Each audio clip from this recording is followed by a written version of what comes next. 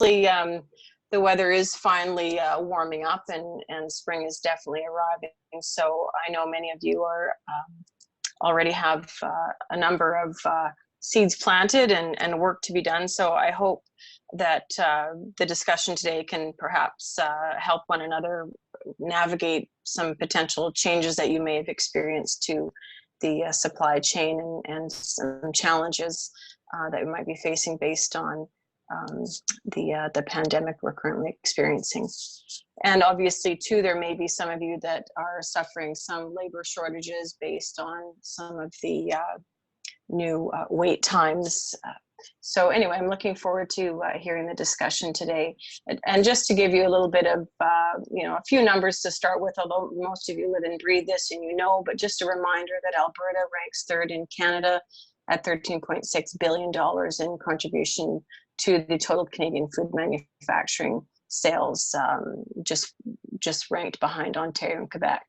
And that as far as value-added food processing and manufacturing, that employs over 18,000 people in Alberta annually. So that's 14% of Alberta's manufacturing workforce. And here in Sturgeon County, we have nearly 480,000 acres, with most of that being Class 1 soils throughout. We're also home to the region's largest poultry population, almost 1 million birds, and home to the University of Alberta Research Farm. So, and obviously a number of 100-year-plus farm families in the area. So we've got a lot of knowledge and experience, but we're certainly coming up against something that none of us have ever seen before. So with that, I believe we do have some counselors with us this morning or this afternoon as well. So if any of the counselors are out there, just maybe take a moment to turn off your mute button and say hello.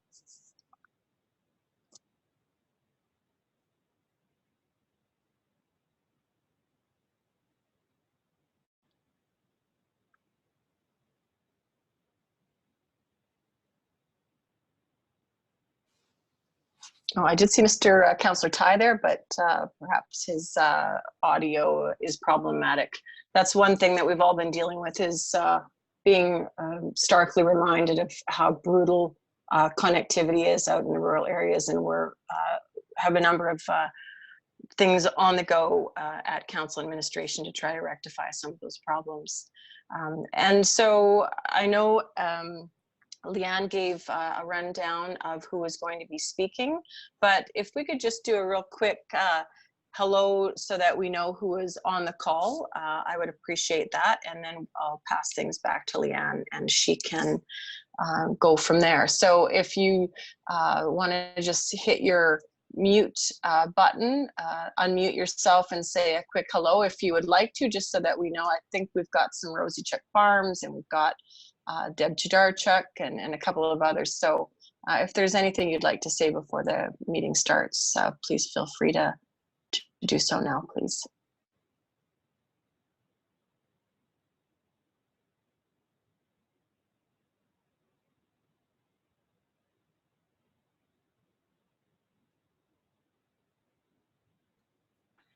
Andrew, can I put you on the spot to introduce yourself? I was going to say, there's a lot of shy people out there today. Sure. So, hi, I'm Andrew Rosachuk. I've got a house cat farm just south of Westlock by 30 kilometers, or just north of Elcomdale. And so small scale horticulture with plans to expand. And so supporting local.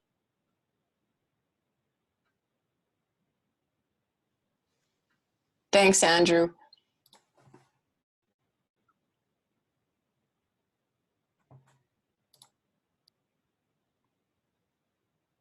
And it looks like everybody else is just going to listen quietly and intently. Oh, okay. I see in the chat bar a few are introducing themselves. So that's great. If you're comfortable doing that, that's wonderful. I'll just pass things back over to Leanne, and I look forward to hearing the discussion today. Thank you, Madam Mayor. One second. Okay. Okay, so our first presenter today is David Arthurs. David Arthurs is president of Verheul. He specializes in economic analysis, policy development, and strategic planning for public sector science and technology organizations. He has extensive experience with research and analysis of regional economic development and industry clusters, and has led a number of studies dealing with agri-food and agri-bio economies.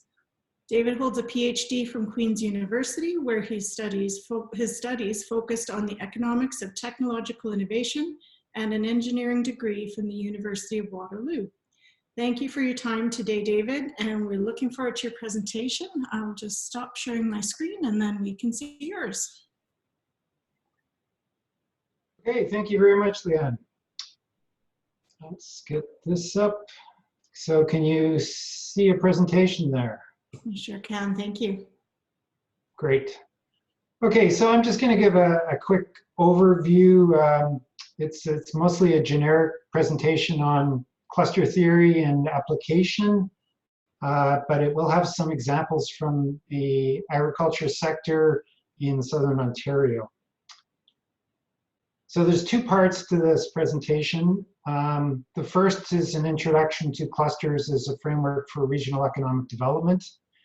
And then I'll present some concepts on how to implement such a framework with, as I said, examples from agriculture. Now, this is possibly an opportune time to look at cluster theory. A lot of clusters develop during periods of change when there's some disruption or discomfort in the way people are doing things, which is probably pretty apropos for today. So a cluster, academic theory says a cluster is a geographic concentration of interconnected companies and all of the different parts of the economy that support those companies. So suppliers, government, research institutions, things like that. And these companies interact through traded and untraded relationships. By untraded, we mean things that don't involve transfers of money. Don't get too hung up on the term cluster. It's what I'm going to use today, but there are a lot of related concepts like economic ecosystems, innovation systems, and regional economic development that cover the same concepts. So use whatever word works best for you. At the moment, the federal government currently has a supercluster initiative going on, so the word cluster has come back to the forefront. There's currently a protein industry supercluster that covers a lot of agriculture, and it's focused on the prairies. So that's something that if you don't already know about, you might look into. So why do we care about clusters?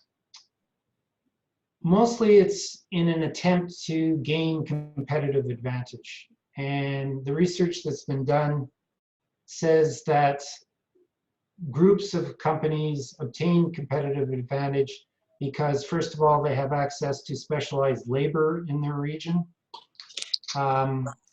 They also have specialized local providers of inputs and services that meet their needs. And those specialized services arise because there's a critical mass of companies that they serve. And there's also the sense that there's specialized knowledge in the area. Now, specialized knowledge can come from research institutes. It can also be non-formalized, this concept of tacit knowledge, where people share common ways of doing things.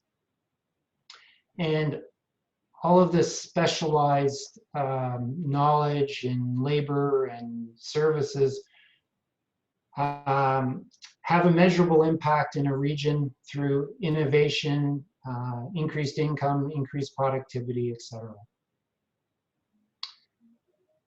So since we care, how do we develop a cluster? And again, research shows that there are a few things that clusters share. Not all of these necessarily, but these are things to look at in your region to see if they exist.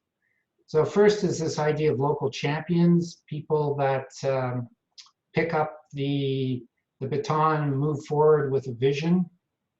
Coming along with champions is this idea of facilitators. These can be institutions or other organizations that promote the growth and relationships in the cluster. It helps to have infrastructure, and that can be knowledge infrastructure in terms of research organizations, etc. But it can be other types of infrastructure.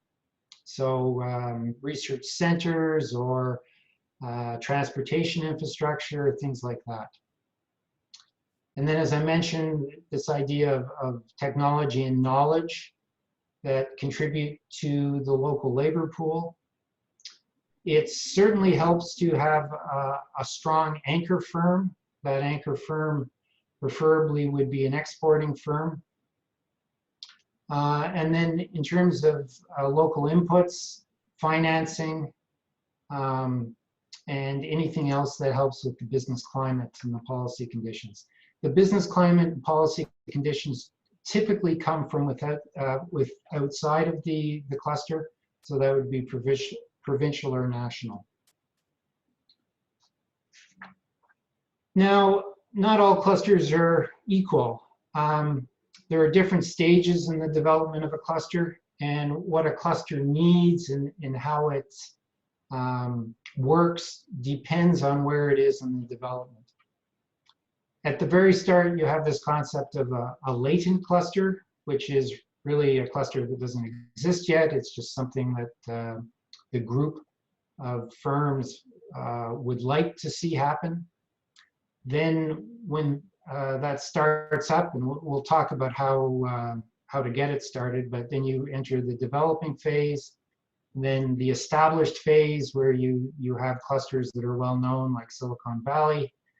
And finally, being cyclical as it is, you have a cluster which starts to fail, and we start to call that transformational.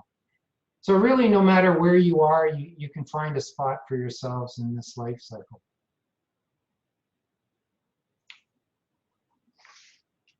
Lessons learned from this research: cluster strategies are not a panacea for all of the problems you might be facing. There are no quick and easy solutions, but they can help. One size does not fit all, so when looking at what to do with your particular cluster, you have to reflect on what your local strengths are, what your opportunities are, and where you might go from where you are.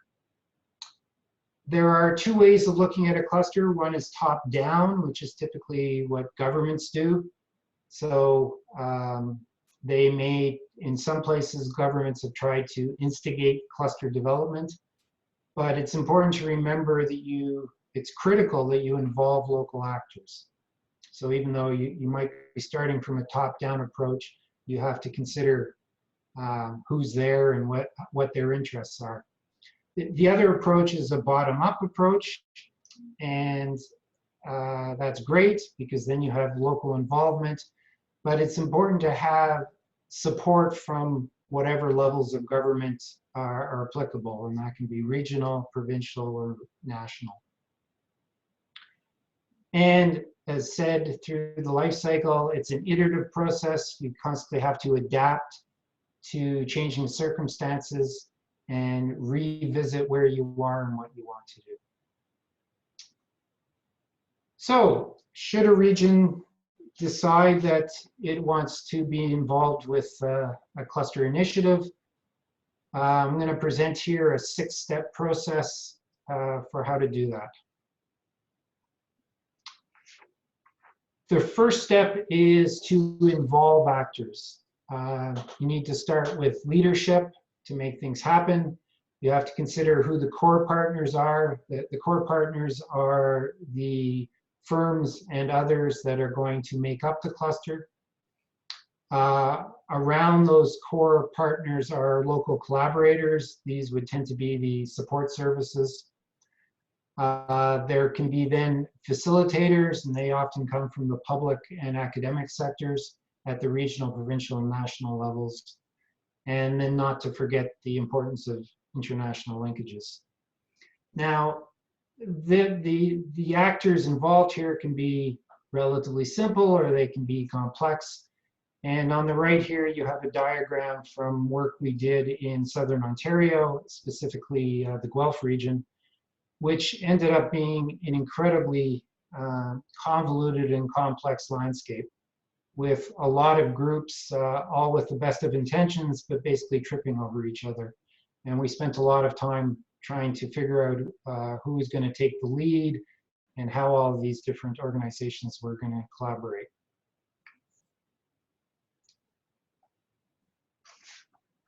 Second level, once you know who's involved and they're starting to talk among themselves, you need to assess the situation. And assessment involves both an internal, introspective look at your capabilities, and then an external view of the competition and others that might be involved. So there's the inward and outward looking assessment.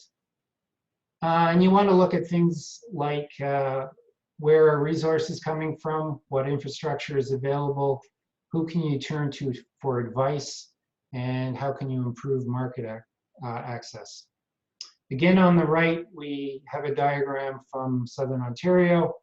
I won't try to show all the details with all the lines of who ended up being involved in that, but just to say at the highest level, you're going to want to look at who are the participants, what programs already exist, are those programs targeted to agriculture, or are they generic in terms of business development and innovation?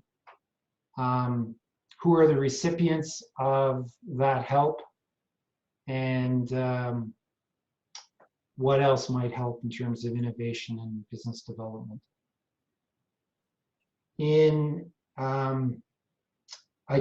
For Alberta, I can speak mostly at the sort of national level organizations that you might turn to, like Western Economic Diversification, the supercluster that I mentioned, NRC and IRAP, Agriculture Canada, NSERC, organizations like that. So those are the types of things that the organizations you would look at and the programs that they deliver that you would look at. Once you know your situation, you need to start prioritizing what you're going to do. So the strategic planning you're going to do will depend on who's involved, your internal capabilities, the external environment, and then you have to make hard choices. And you need to start to make those choices by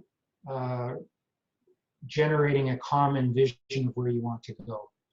So on the right are the vision and mission statement that was developed for Guelph that has to do with what aspects of agriculture they're going to focus on and what they're going to do to achieve their vision. Once you have a vision, you can start to plan. Planning involves why you're going to do something, where you're going to focus your efforts, i.e. what's the scope of the initiative. Given all of that, what activities are you going to undertake? Who's going to be responsible for those activities? When are you going to try to do things? What's the timelines for your activities? And how you're going to do it? What resources do you have available that you can bring to bear? So again, on the right is something that was done, in this case for the province of Ontario, in defining a strategic plan for their agri-tech innovation. And it involves aspects of the things I just mentioned in terms of industry development, expansion, attraction of new business, creation of new business, where on the value chain for the different subsectors of agriculture they're going to focus their attention, and what programs and policies can they take advantage of.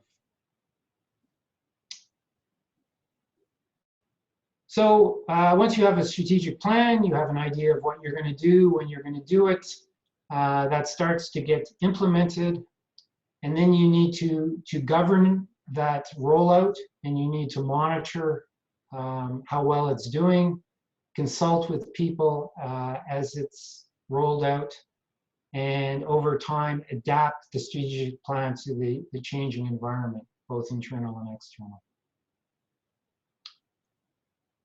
And then finally, at various points through this whole process, you're going to want to evaluate how you're doing.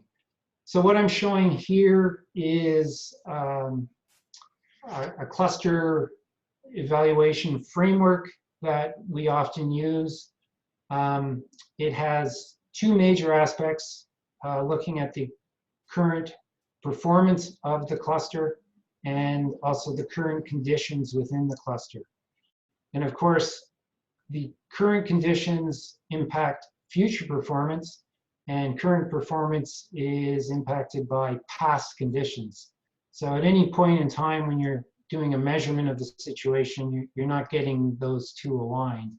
You have to realize that. I'll pick out three things that are of particular value in measuring, because these aren't all equal in importance. One is identity. So identity is, do the organizations in your cluster, first of all, view themselves as a cluster? Do they identify with the theme of the cluster? Do they talk to each other and identify in that sense? And then outside of the cluster, do others view you as a cluster? Or are you viewed as a center of strength, a region that someone would turn to when looking for whatever it is that you're producing? What comes with that is critical mass. So typically, if there are a large number of firms, those firms are producing a lot, then you're more inclined to be viewed as a cluster and therefore have an identity. And finally, do you have linkages among yourselves and with the outside world, which fosters this concept of a cluster that interacts among itself and with the outside world.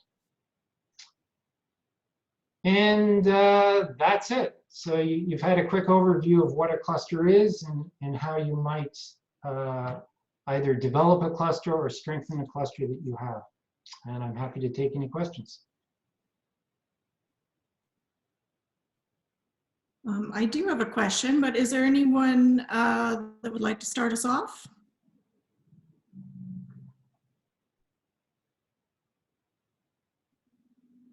All right, I will go ahead, David. You mentioned that getting local champions on board is one of the critical factors in creating a cluster development. And I'm just curious, do you have any recommendations on kind of starting those conversations and the best kind of way to get more local champions on board? Well, the most important thing is to have these champions or organizations that can get the ball rolling. So you're actually in a good position because you have an organization that's doing this type of work already. So that's great. And then you need to get people together and talk, which is what you're doing here today. So that's an excellent second step. And then the tough part probably comes once you're talking to see if there's any common vision. And that may be more or less difficult, but that would be the third step. Once you've got those three things, then you're rolling. Great, thank you. Are there any other questions for David?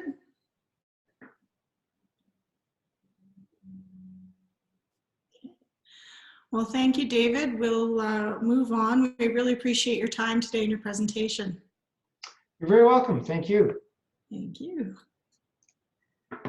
Okay, so I will share my screen again.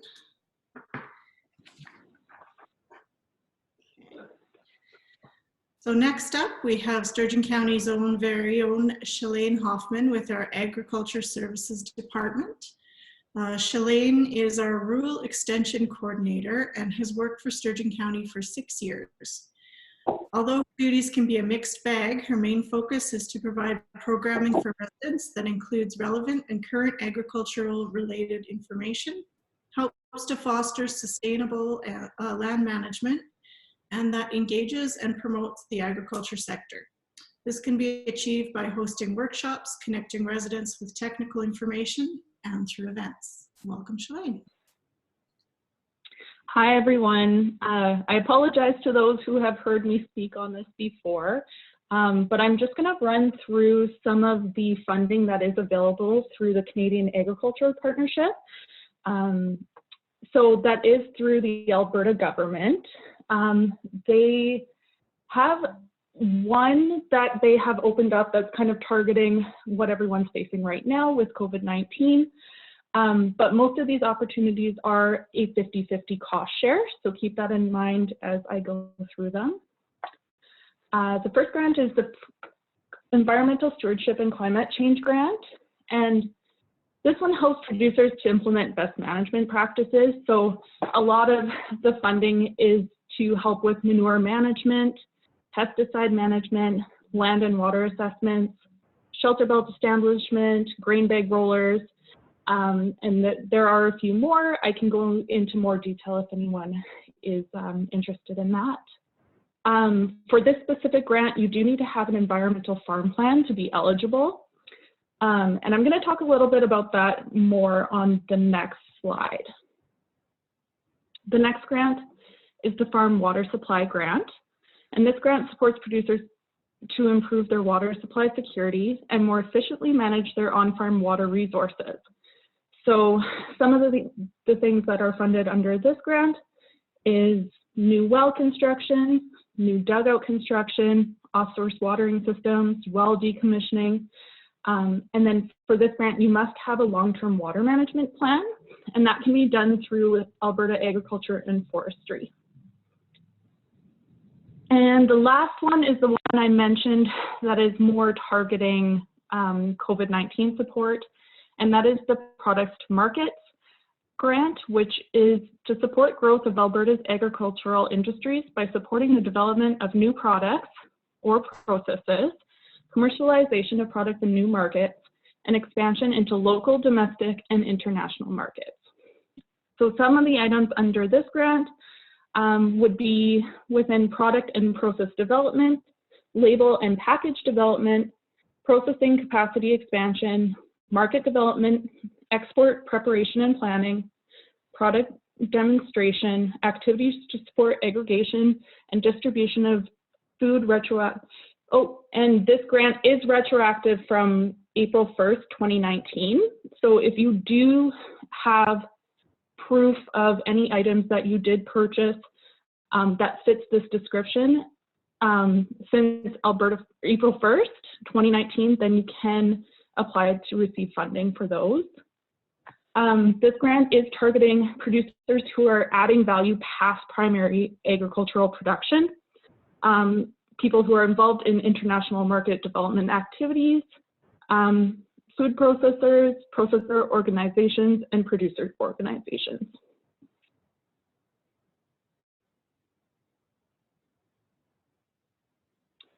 So as I mentioned, the Environmental Stewardship and Climate Change Grant does need you to have an environmental farm plan to be eligible.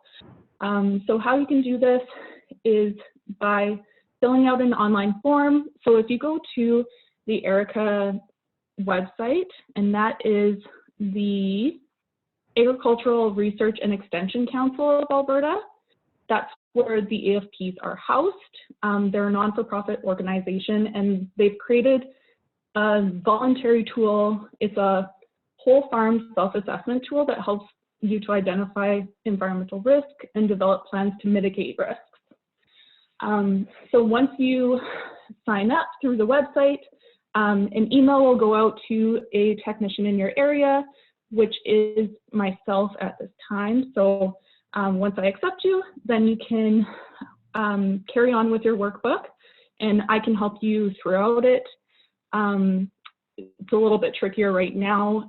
Generally, I would do on-farm visits to complete the EFP, but right now it is mostly over the phone and through email.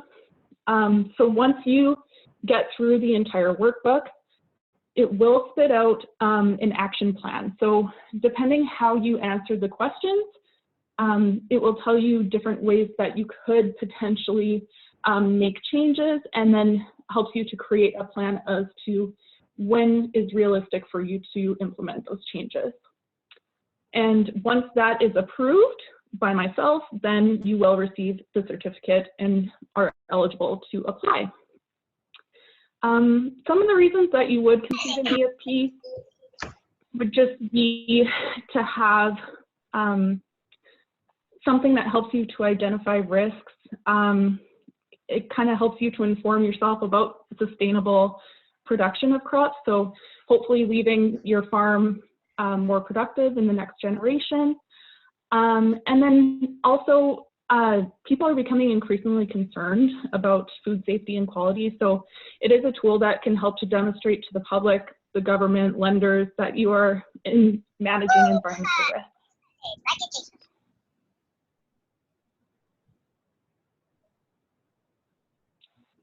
And that's all I have on the environmental farm plan. Sorry, Shalane, can you just repeat that last bit?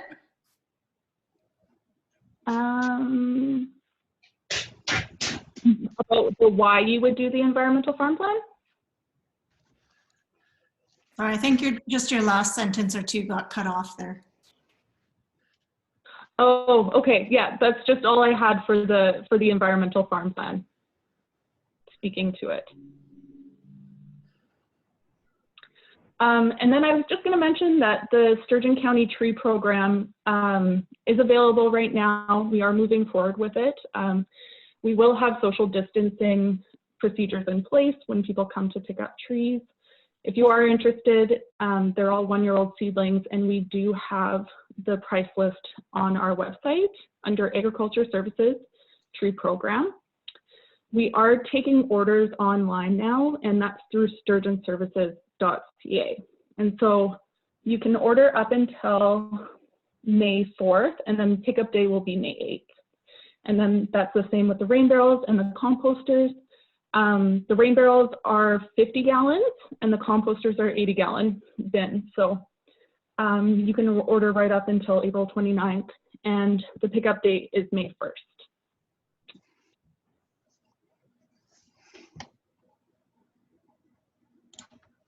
So if you do have any questions about CAP funding or the environmental farm plan, my contact information is right there.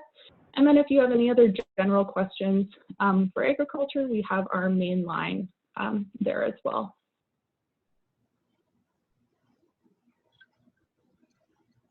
Thank you, Shalane. Does anyone have any questions for Shalane?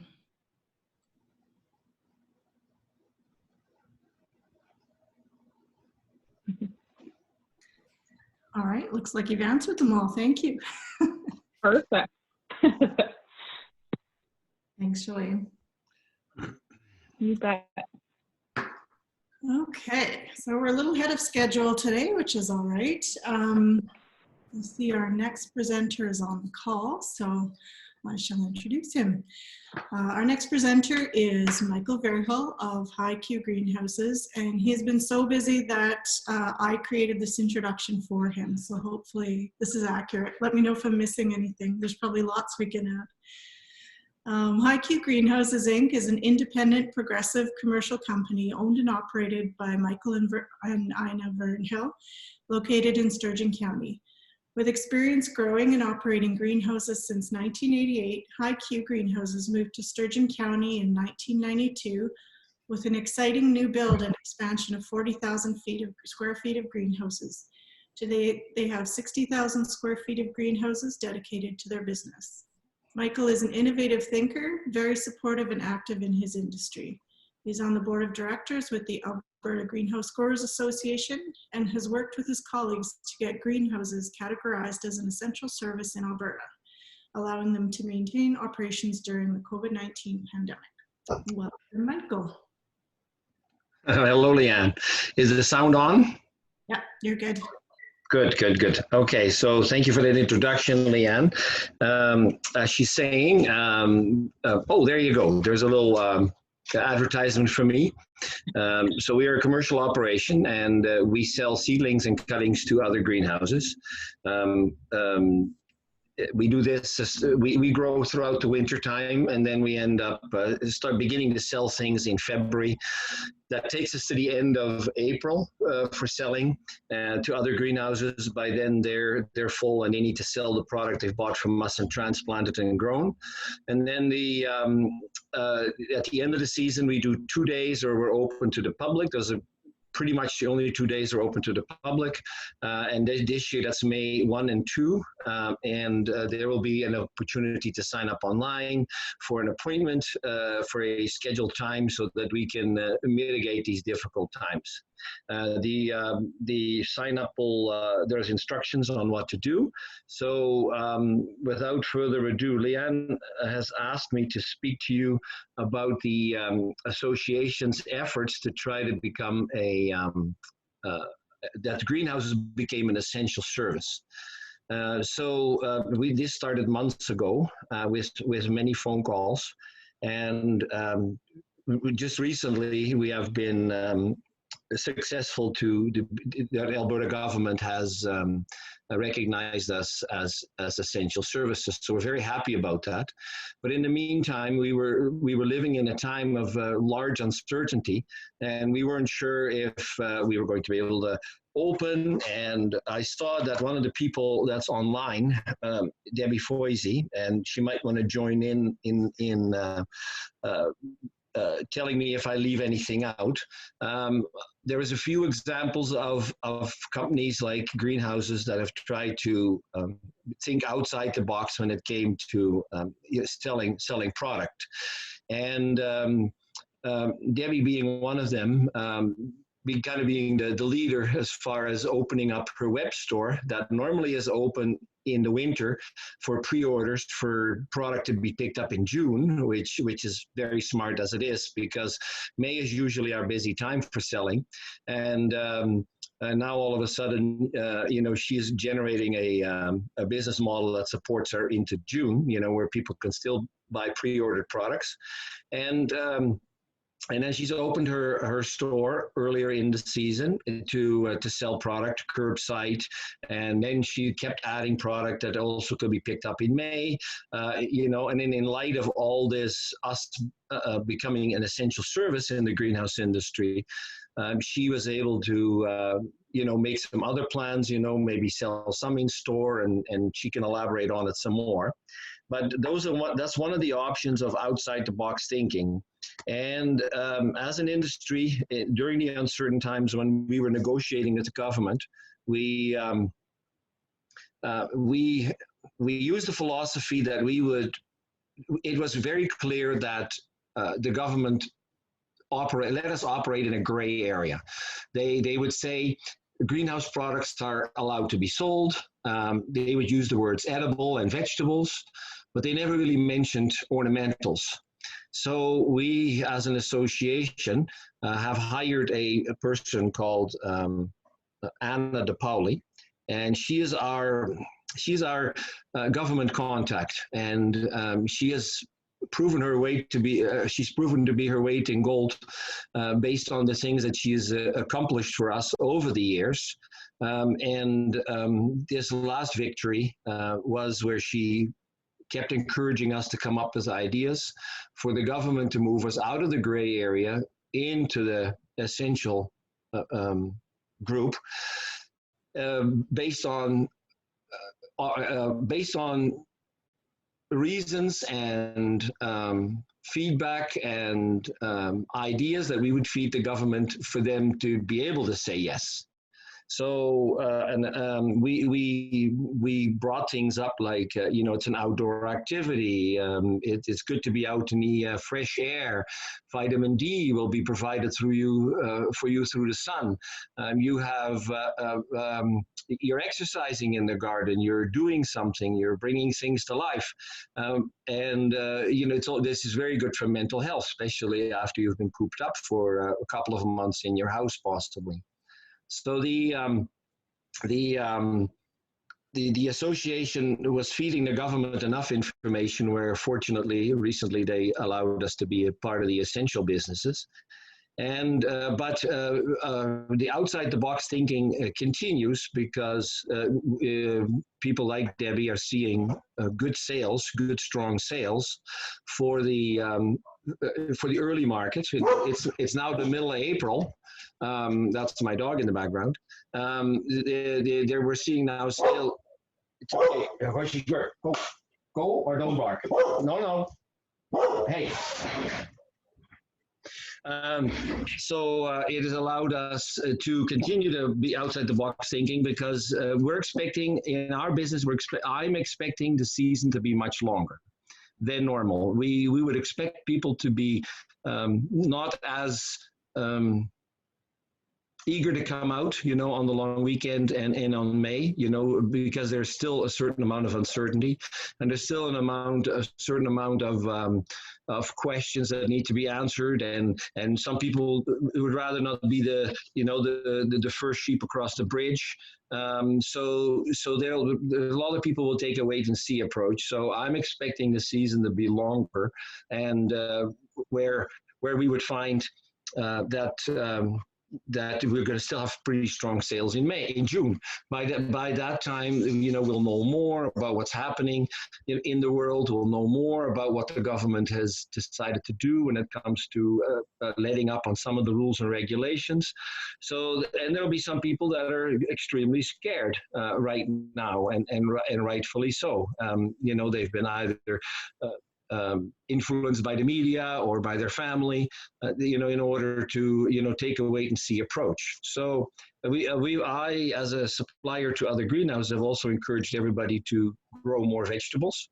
And a lot of us are, but even this week, we are getting a lot of calls for vegetable seedlings from us. We sell things like strawberries and tomatoes and peppers, and not the full gamut of vegetables, but some.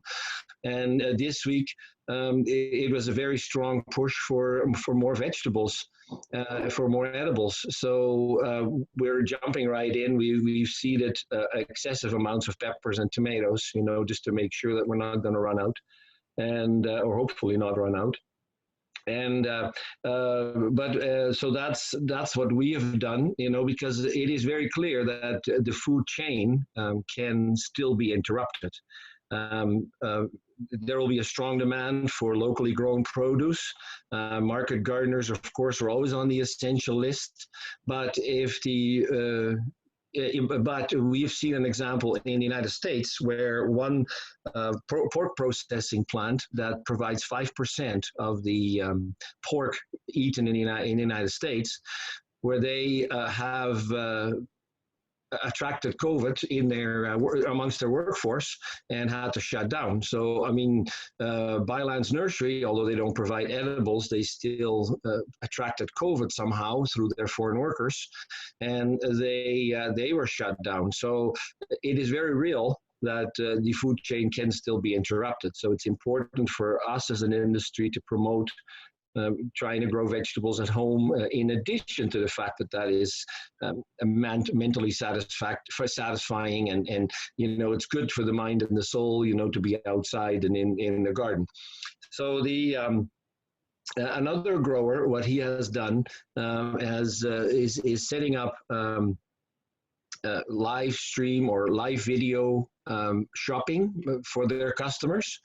None of these things come without hiccups, and of course they've experienced some too. That sometimes you get some unintended consequences when it comes to trying to do some out of the box thinking. But what's happening is with this grower, he'll take you, their sales force or their staff, I'm not sure who it does, takes you around the greenhouse, and then on a live form you can say, yep, I'll take one of those, or yep, I'll take one of those, or no, here we have the begonias, and they do charge for it, because of course this is a huge resource drain to have one person dealing with one customer and doing all the shopping for them. But it's another idea for out of the box thinking, and who knows, maybe somebody else can use that same.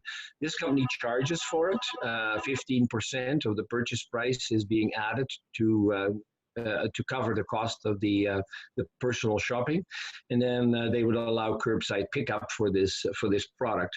And I'm not sure on a lot of the details, if they also do this for later in May, or if it's immediate curbside pickup. All these things I don't know, but so those are a couple of examples.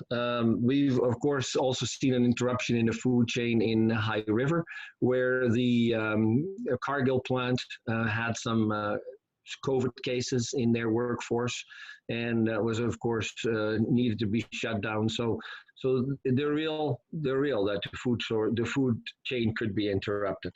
So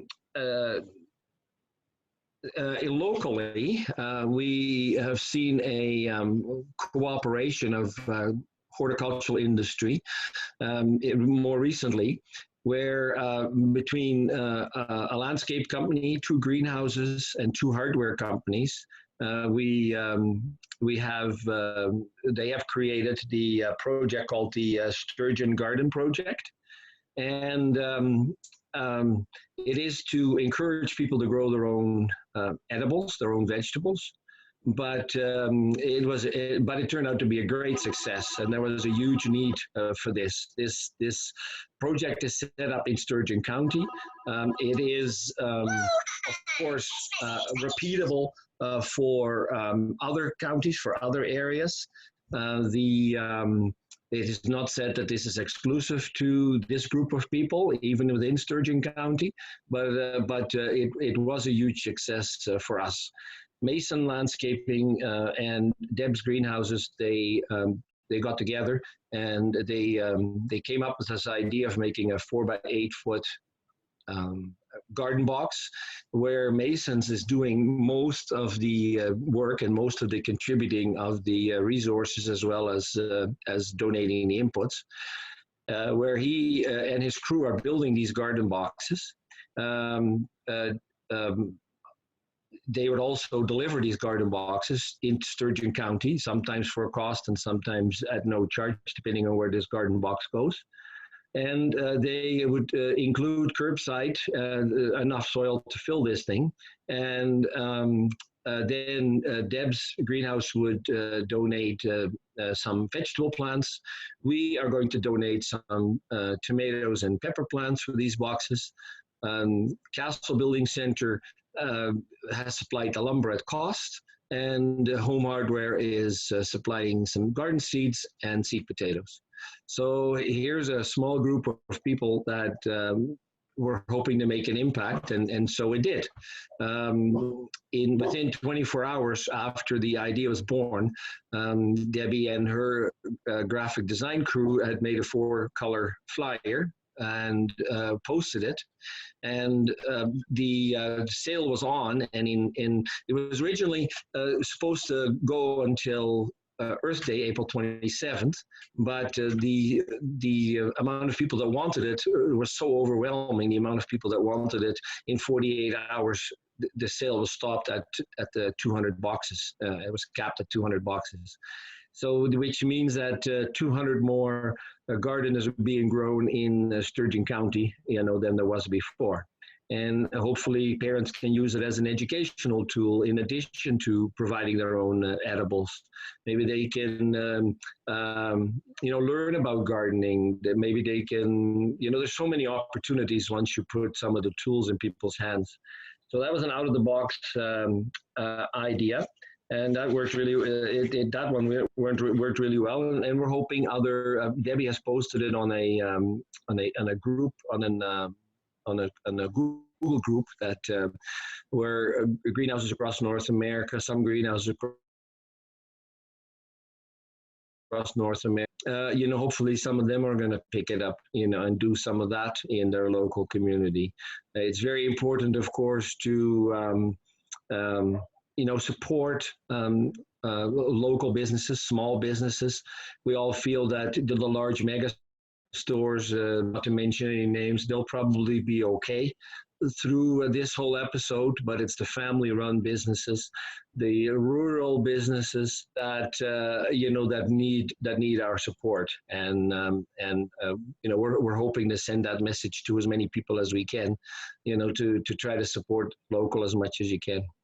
So that was another out-of-the-box idea. The association has been extremely busy in the last 4 years. Not only did we have to battle this pandemic and try to get on the list essentials, we also become part of agriculture again. Believe it or not, ornamental agriculture from vegetable agriculture, together with the landscapers and the mushroom growers, and about 4 years we were on agriculture. We're not sure what we were then, but we were not agriculture as part of the group of farmers. So we fought very hard, and it took a change of government to get this change put through. So as of February 1st, 2020, we are now again considered agriculture with all the the benefits that come with it. So we fought things like minimum wage and work week hours and overtime. We fought that with the government successfully. So as an association, we were one time we got together and we were going like, oh, when is this going to stop?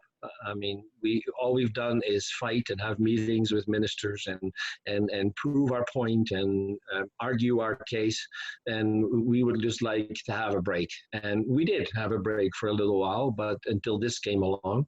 But we were all fired up again as an association. Debbie is also part of this association. She's our past president.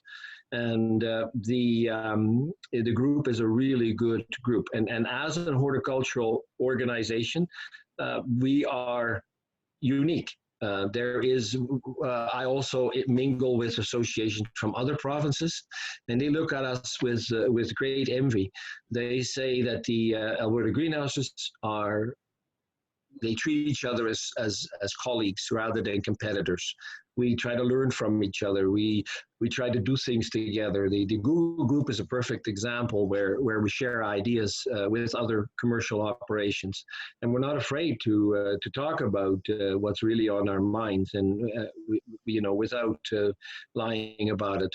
And while in other provinces, everybody is fighting for themselves, and really isn't part of the whole group. And I think that is why horticulture, and particularly greenhouses, are so strong in Alberta, that we have the opportunity, we've taken the opportunity to work together and learn from each other.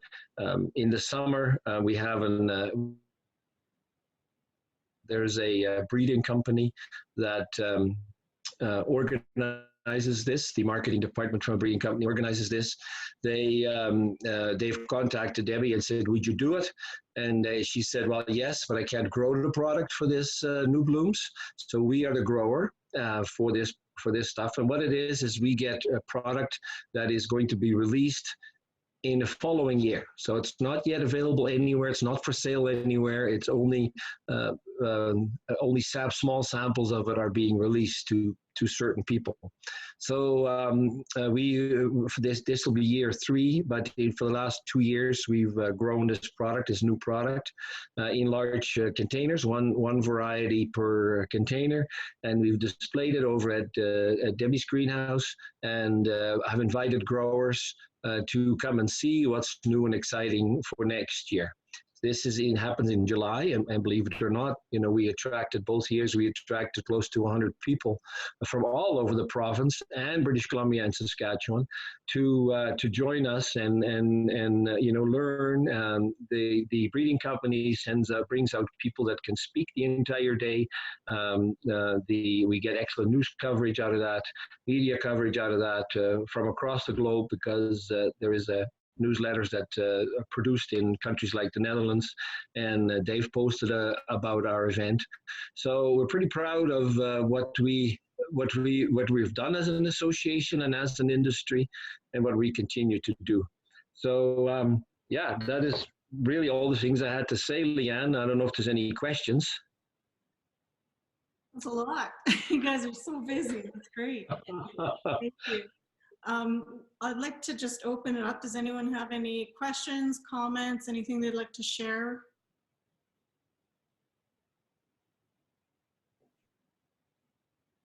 One thing I would like to ask is, do you have, after all your dealings with the different levels of government and associations to get declared an essential service, do you have any recommendations to businesses that may be still in that gray area where they're not considered an essential service but hoping to be? The example that we've used, the motto we've used, I think has worked very well for us, and I think that platform can be copied, can be repeated. We feel as an industry it's important to also talk to your government when you don't need something. If you do come to the government with a question, have a clear ask. Have a clear question, but also provide them with a solution. Because even though they're ministers, they probably don't know a dandelion from a potato or wheat from oats.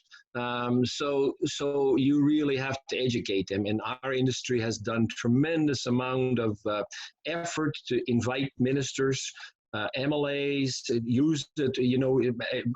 If we know the premier is in our area, you can bet your boots that somebody's going to say, hey, let's invite him to so-and-so's greenhouse, and tour it.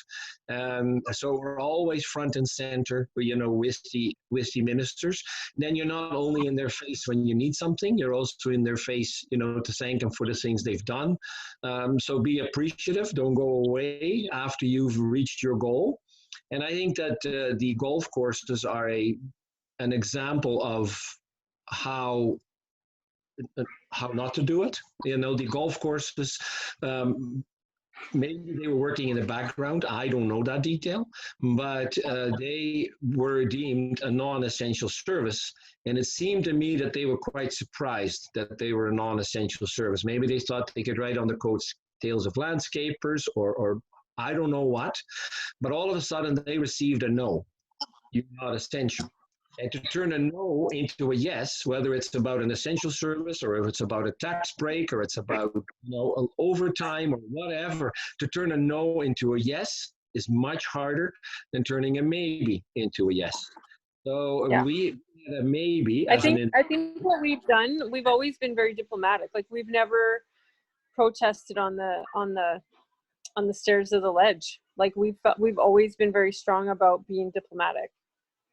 Right. Yeah. No, that's a very good point. You have to see them in good times as well as in bad times. And we have been commended we've actually been commended by different ministers to say like, hey, we're appreciative that you guys. I mean, if you read between the lines, those ministers will give you suggestions on how to approach them as well, because we were commended for not demonstrating or bringing manure spreaders full of manure. Great. And how have your customers adjusted to all of your online activity? I know it's a big switch for some, probably some older customers. Are you finding that most people are pretty good with the new rules and connecting online? Are you having any challenges or see any need for major changes? We've had an online presence when it comes to shopping because our customers are far away. Most of our customers are far away. Our shipping territory is the interior to BC to Northern Ontario, and then north south to both borders. So we have always had to have a strong online presence. So we've had a shopping cart and for many years. We improved it 2 years ago, fortunately. So we saw a huge engagement. Where in our old website, we saw maybe 6 to 8 orders coming in a year. This year, that's grown to 50%. And our demographics of our customers are generally baby boomers, in that generation. And they're not always computer literate, but it was very interesting to see how people we thought would never use a computer would admit to say, well, I've asked my grandson, to set me up, and now I can do it, So, I mean, there was a willingness to learn from any generation.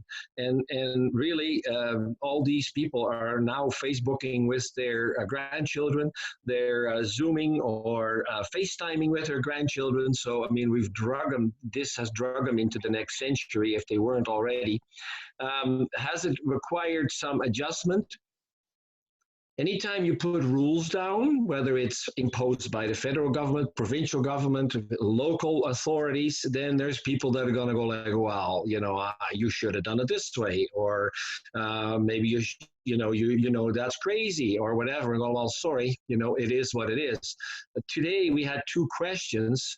So our Unplugged Extravaganza is an event now you need to book for. We had 2 calls today where people say, well, why are you rebooking online? We've been coming to this event every year just, willy-nilly. And my jaw hit the desk and I'm thinking, where have you been? At the grocery store, if you want your groceries from a superstore, you're going to need to book a spot, for curbside pickups. If you have been to Sobeys lately, you've probably waited outside in line in the queue for a while because, the store was full. So we're not trying to impose something new. This is just something that's going on. Will you get questions you didn't expect? Absolutely. Be ready for that. That you can put down as many rules as you can, and there'll still be somebody that says like, yeah, you didn't think of it this way, or how about this scenario? And those are all one-offs. So be ready for that. Be ready to be frustrated, from time to time.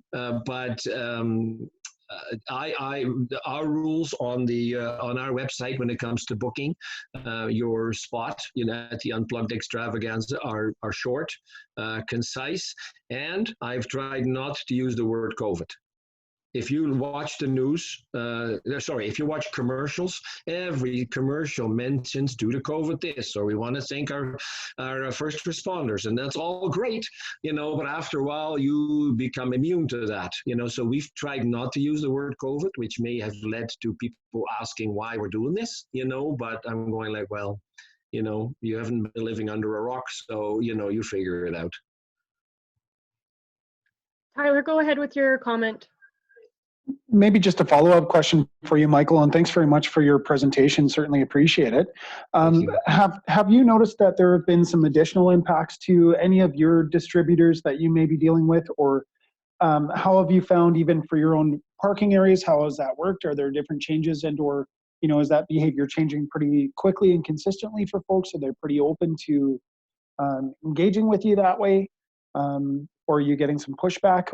And then even with any of your distributors, or Deb or Andrew, any of you guys, anyone who ends up dealing with anyone that transports something either to or from your place, are you noticing major impacts there that are impacting you as well? Tyler, I found 95% to be extremely willing to adapt to these changes that were imposed on us. There was very little or no pushback. I found. I mean, this is a worldwide thing. It doesn't matter if you have family in Timbuktu, you know, everybody talks about it, so it's not new. And I personally found that people who delivered stuff to us, you know, they abided by our rules. Our customers, we've done curbside pickup for many years, because in addition to shipping things, in addition to buying things online, and in addition to shipping things by trucks to faraway customers in Northern Ontario or interior of BC, we also do, you know, a lot of pickup at the door on Thursdays and Fridays. So that has always been curbside pickup, kind of. I mean, of course, we couldn't put the plants outside in February, you know, to allow literal curbside pickup, but we've allowed our customers into the store, into the loading area, and load up their boxes, and then, you know, just drive out. So we have always had a form of curbside pickup. So there was very little change, you know, in that respect. When it came to personal changes that we made, as far as, okay, here's hand sanitizer, here's gloves if you need them, stay behind the chains, you know, all these kinds of things, we've had no pushback. It is a bit of an adjustment for me personally. For instance, Perlator, you know, sometimes has some stuff for us, and you know, normally they're open till 8. So, you know, late in the evening after supper, you can still run into the city quickly and go get what you need. You know, they're closed earlier, so it has impacted me personally. But I am not stressing over it, and I haven't lost any sleep over it. Go ahead, Andrew, with your comment. Yeah, so I know with my own kind of group that I'm working with, North 49, we've created a standard operating procedures for deliveries as well as for pickup. And it's above and beyond what's kind of within the government. And so I had to read through a lot of different kind of the COVID recommendations for in the workforce and also with the Canadian government. If anybody wants a copy of it, it's just good. The reason why I mainly did it was for insurance purposes. So if anybody does ask and say, hey, what kind of protocols do you guys have? It's just kind of above and beyond saying the typical standards within the government, which they're so simple, like 2 meters distance and clean your hands after. But yeah, it was just one of those things that we did to kind of cover our butts just in case something might happen. Go ahead, Nicole. You had a question?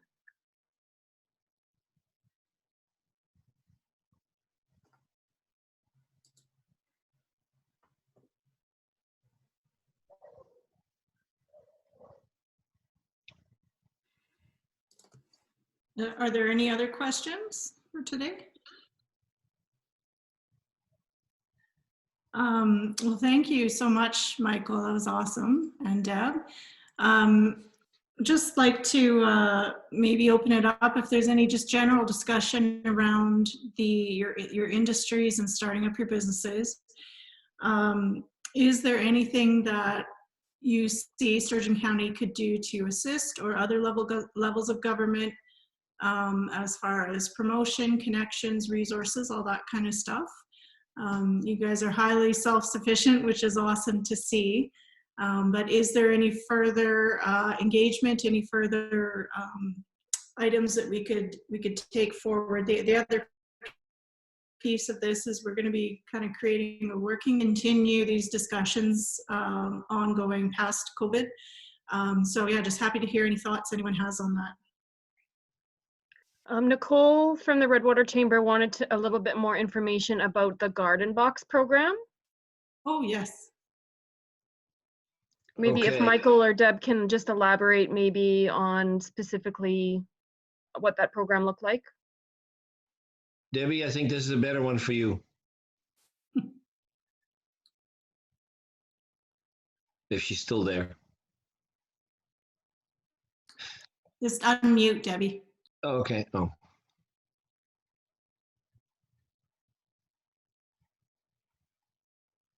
Can you hear me now? Yeah. We didn't think you'd be lost for words. Okay. So the garden project, well, I'll give you the long version. So when I saw people lining up in a panic to buy food, I thought there aren't any gardeners in that lineup, because gardeners know how to grow food. And I thought, wouldn't it be amazing if we could help teach that skill? So that idea happened in the evening, and then I texted the landscaper. I said, how could we get more garden boxes to people? Like, he's got the soil. So he jumped on board amazingly and said, hey, I will build them. And we didn't know exactly how many we would build. We just thought, okay, we'll get it together. And it happened really quickly. And like Michael said, you know, we had sold 200 in 2 days, and we're like, okay, we have to stop, because all of us were inputting, you know, into it. And Masons we were all, I think, tapped out at that point. 200 was a good number. We had hoped to get more, the word out more over a longer length of time. And I did ask the county and the town of Morinville to help us advertise it, which didn't last long because it went so quickly. Because we were able to pair up with someone who was willing to do all the building, that was a very, very, very easy to put together. All the power to anyone else who wants to try it. Yeah, I think it's amazing. I like Michael said, 200 more garden boxes in the county. I would love to see a fuller, like a bigger program for it next year, if we can maybe get more sponsors on board, get more builders on board. I don't know. I think it's a great project. I don't think we're done. What was the cost? We had the lumber cost subsidized by Castle, and our only cost for people to purchase was the bare cost of the lumber. So it was only $40, and that's a super good deal. We I don't see any. we are selling. They are still for sale, but we did some math on what the real cost would be, and what was that, Debbie? 195. Yeah. So the program is still accessible and is still available. You can still purchase these garden boxes if you want, but so it's $195 value for $40. No, the $40 fit sale is over. I get that, but I mean, the subsidized cost was $40, but the true value is $195. Right. Yeah, sorry. Yeah, I think so. Like, as quickly as they sold, it could easily have been double that price, and then maybe we could have sold more. Like, in hindsight, you always have an idea afterwards, but. We may want to add that we had a monetary donation from G3, the elevator that's being built across from Debbie's greenhouse. And they seem to be extremely good neighbors so far. They have been, and they still are. They donated enough money to have 20 garden boxes given away for free to somebody who was, sorry? It was 15. Sorry, 15 garden boxes at no charge, but you would have to submit a name and a reason why somebody deserves to get one. I can't see this whole question. I have a community group that may be interested in this program. Please contact. That's Nicole Krill from the Redwater Chamber. Okay. I can link you guys up as well. Yeah, we were contacted by, because we did it with Home Hardware, we tried to tag everybody on social media that was a part of it. And I had Home Hardwares across the country contacting me, asking for more information, because a lot of Home Hardwares also sell lumber. And I hope that they went through with it, with their asks. That's awesome. And I think a couple of the neat things from the project is just the collaboration. You guys just had the great open minds to come up with some projects to work together. And then also the other part you mentioned is doing some videos later in the season to help people learn about planting and harvesting and all that kind of stuff that is probably a missing skill for a lot of people. And I think it's really cool that you're taking it through from start to finish to really help people understand how to grow. Yeah, I'm going to set up a whole bunch of boxes here and do videos from seeding and planting all the way through. A lot of customers have asked me about canning. I've done a lot of processing over the years. So we're going to take it right through to getting it into your pantry. Perfect. Were there any sales at the full price at $195? Yep. So far? Yeah. Okay. Do you know how many? Not very many. I actually got more angry texts from people that it was over than purchases. I hate to leave a negative taste in anyone's mouth whenever we do a project. We always want to end on a high note, but it wasn't quite the case for a few people that missed out on the promo price. Maybe half a dozen at the full price right now. I also think, like when Debbie is saying, she can take it one step further, like all the way with the processing and getting it into your pantry. I also believe that through further education, if you want to work with your local government, through further education, I'm sure other municipalities have it too. There is classes you can take in the fall for canning. There is classes you can take for food processing. So I think that if economic development or further education within the local government, our local Sturgeon County government can probably link the Garden Box project with these further these skills. And maybe, Debbie, there is an opportunity to do a summer class for people to come out to your place and do it live, if we're allowed to again. Yeah, and there has been, I know there's been canning classes, like Alanna just said, through the county, but I want to focus on the pressure canning because I don't know if that's been done. I think it is one of those lost arts, one of those lost skills. You're right, Alanna, that there was canning classes, but maybe there is, with higher need of your food production, maybe there's more classes that can be offered, or different classes that can be offered through further education.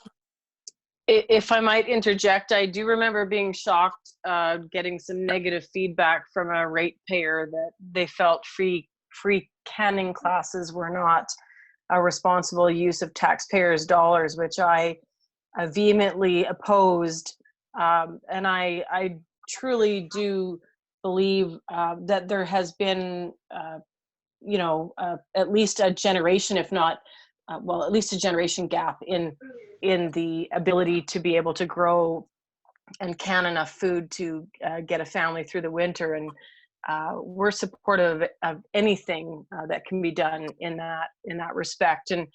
And obviously, Deb has a great online and social media following and an ability to engage people in a really meaningful way. And so, we are completely supportive of that. And I think this is an opportunity to take a crisis, and hopefully people can do a real check-in as far as priorities and what they do with their time and where it adds value, and really reinvigorate being good stewards of the land that we have, whether it's a garden box in a small yard or a large plot garden. And certainly the county and their canning program is important, but any innovative or personal favorites of people who've processed food for years and are as connected to the food as you are would be, very welcomed. And so thank you for that good work. And I'm guilty as charged as far as, I love to eat canned food, but not so good in the making of it. So I'll be watching and learning along with the rest of the masses. If I can interrupt, I would love to have a gardening show. So if someone knows someone, like a real show, not just a Facebook show, that's one of my life goals. Just putting it out there in the universe. That's great. You have to start tracking down Kevin Kasawan. He seems to have an in there and a natural talent. Yeah, I don't know. See what we can connect you with, Dan. And this could be a great takeaway for further discussion in a working group as well, is how Sturgeon County can sort of help facilitate those next steps and where we see value. I'm not sure if Shalane is still on the call, but I know Shalane has done quite a few of those programs, and there's always a challenge with when they're offered, how they're offered, all that kind of stuff, and resources. But certainly it would be great to connect with local businesses and really understand where your interests are, and also for the community. And a question from Nicole, Leanne. My greenhouse is located just west of Morinville. The exact local legal address is 55431 Range Road 262 in Sturgeon County. But if you look on our website, hiqgreenhouses.com, you'll be able to find it there as well. And Deb, you want to share where you are? If you go to Michael's place, you pass mine. I'm right beside the two giant grain terminals, Old Yellow Farmhouse, and the greenhouses are on the highway.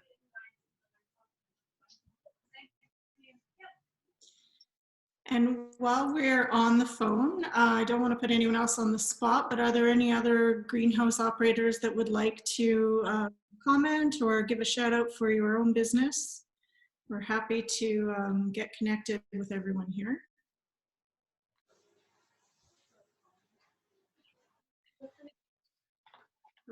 So as far as next steps go, we're definitely looking to continue this conversation. It's been great today just to hear from more people about kind of what you're going through and where everyone's at.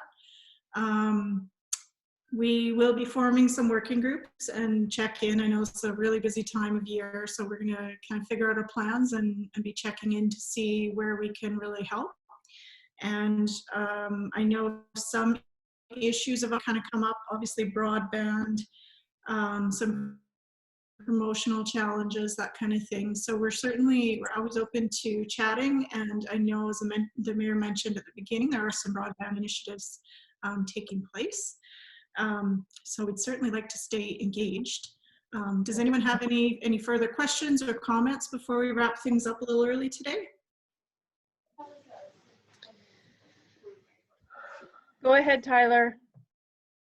Yeah, maybe for the group, I believe that we're going to be doing a survey after this session here as well. If you guys can think, or if there are items that come to you after the fact here of things that we should look into, or maybe some opportunities to explore some innovative approaches, or, you know, ultimately just to have folks be able to weather this storm, have folks be able to look at some of the resiliency that we need to have as we go into the recovery phase, but then also as we go into the future as a whole community, how can we end up doing better together? So ultimately, what we're looking for are some ideas that we can work towards and or start to coalesce around that really make a big difference for yourselves, for others within the industry, maybe those that can be attracted into the county in this type of industry as well, or those that are complementary to it. Really trying to think large, but acting small and building and graduating that over time. So if there may be comments that you have coming through, we always want to hear those types of things, and certainly appreciate the efforts that you guys have shown here today in your comments as well. I just want to add quickly that through the online store, one of the things I did was I reached out to Michael, and I'm going to be moving some of his product that was canceled. Doing that has attracted customers from all over the province to shop online. And I didn't really think, I had no idea that could happen from it. So I think that this industry is really unique in that we do help each other. And a lot of people are taken aback by that, and it's good. Everything we want to put out there is good and positive and happy, especially now. And I know we've had lots of discussions. I see Deb's on here too, is what can we do?